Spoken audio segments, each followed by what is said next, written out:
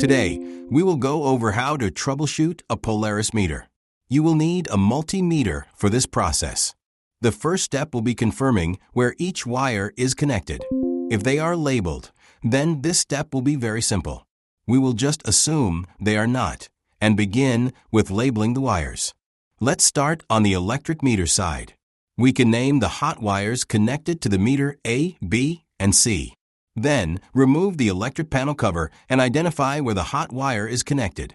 Now you will need the multimeter and turn it to the voltage AC setting. Using A as an example, you will need to put one probe on the A terminal, and the other probe will be placed on each connection one by one. 2 out of 3 connectors will show voltage, and the other one will show 0. You can name the connection that's showing 0, A. You will repeat the same process for B and C. Next, we will need to identify the CTs. We can name the CTs 1, 2, and 3.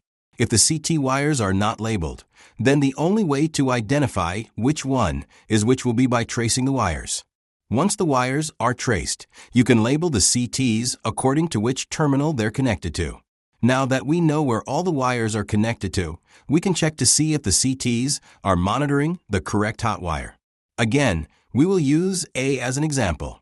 You will need to put one probe on the A terminal.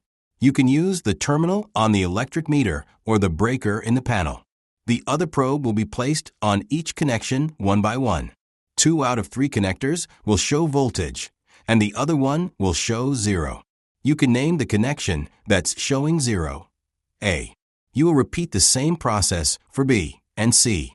After labeling all the wires, you will need to make sure CT1 is monitoring hot wire A, CT2 is monitoring hot wire B, and CT3 is monitoring hot wire C.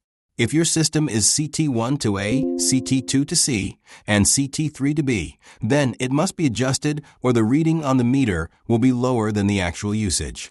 If you decided to adjust the CT wire's installed location, you need to make sure there is no current going through the CT. Otherwise, there will be voltage buildup.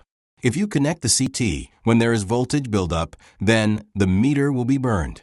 Thank you for watching. Feel free to contact us if you still have other questions.